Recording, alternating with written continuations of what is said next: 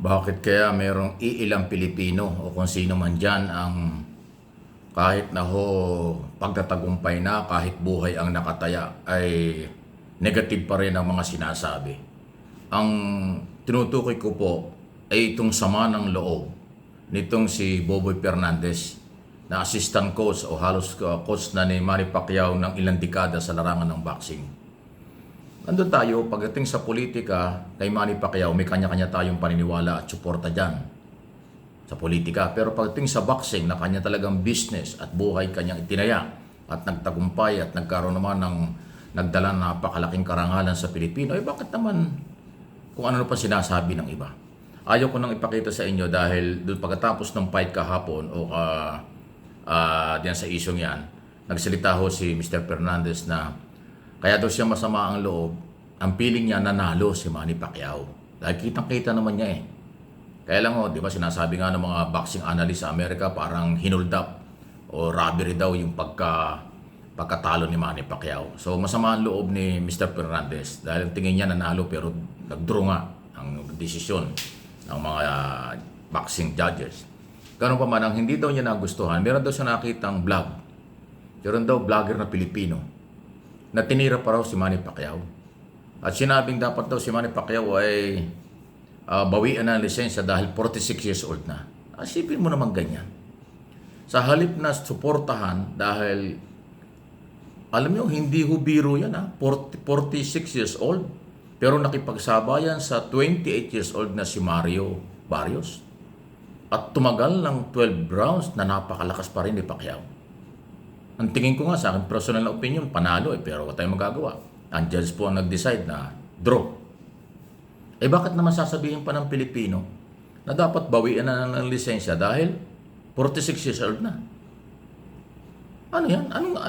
Anong suportang meron ka kung sino man yan? Kaya tuloy nagsalita na yung Boboy Fernandez eh. Pag nakita ka raw kung sino man yung vlogger na yan na Pilipino, sasampalin ka raw. Ayan, naloko na. Galit yung mama.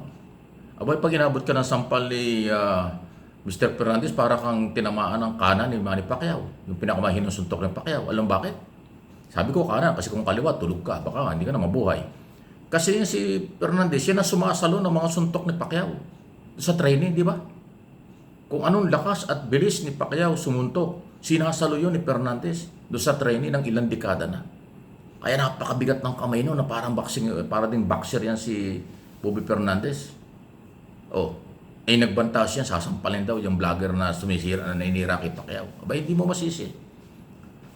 Sumama na nga ang loob niya dahil natalo, sa tingin niya ay panalo, katulad ng tingin ko, tingin siguro ng mga Pilipino nakakaintindi ng boxing, nanalo si Pacquiao, pero nga draw ang desisyon, kaya malungkot. Kahit si Manny malungkot din, although si Manny ay napaka-humble na tao, kahit malungkot, masaya pa rin. Ayaw niyang madismaya ang kanyang mga fans sa buong mundo. Yan talaga ang karakter, pagkatao ni Manny Pacquiao. Sa kahit anong laban, matalo manalo, napaka-low profile na mama, napaka-humble na mama at pangiti-ngiti lang. Doon niya sa press conference after ng fight, inakap pa nga niya si Barrios at saka yung coach. Di ba? Kahit alam naman natin siya talaga dapat ang nanalo. Marami yung mga retired boxing diyan sa Amerika at mga boxer analyst. Nagulat sila doon sa desisyon. Pero wala tayong magagawa, tapos na eh. Nag-decide na nga po na draw. Sa harap ng ating tulungan, ay pagmalaki, bilang Pilipino si Pacquiao, ginawa ang lahat sa 46 years old, nakatagal ng 12 rounds. Sisiraan pa ng iba. Ay, ibang klase. At ang impormasyon po na nadinig ko ay mukhang mga Duterte supporters daw po yung bumabanat kay Pacquiao. Bakit hanggang ngayon galit kayo kay Pacquiao? Hindi na nga siya nanalo na karaang eleksyon. Ngayon naman, draw yung kanyang laban, tinitira pa nyo. Hindi kayo makamove on, iniwan kayo ni Pacquiao nung araw. Anong klase mga tao kayo? Talaga Kaya tama lang sinasabi ng iba, naniniwala ako 100%. Sarado ang isip, mababang level. Hindi ko naman nilalahat yung mga Duterte supporters na wala silang pakundangan at wala silang pakialam sa ginagawa ng ibang tao. Ang kanilang nakikita lang ay yung ginawa ng mga Duterte sa kanila tama. Kahit nang tukhang ng libo-libo mga tao sa kanila, tama pa rin yun. Kahit magmura araw-araw sa kanila, tama pa rin yun. Kahit nawala sa hulog ang mga sinasabi, sa kanila tama pa rin yun. Naghawa-hawa na sila. Pati ba naman si Manny Pacquiao na nagdadala ng karangalan ng lahat ng Pilipino sa international community, sa buong mundo? Tinitira pa nyo. Hindi na nga nanalo, pero ang tingin natin panalo. Sa halip na tulungan, suportahan, moral support man lang, binabanatan pa nyo. Sana makita ka ni Boboy. Sana makita ka ni Mr. Fernandez. Talagang pag sinampal ka niya, may paglalagay ka kung sino man yan. Sa bigat ng kamay ng mamang yon. Isipin yung mga suntok na Pacquiao, sinasalo niya. Eh, paano yung pag nanampal yun? Parang kasi sinuntok na rin yun. Eh, kasi kaya ako sinagsalita ng galit na eh. Very emotional na siya, emotional doon sa nangyari dahil natalo o dahil nag-draw, hindi nga dapat.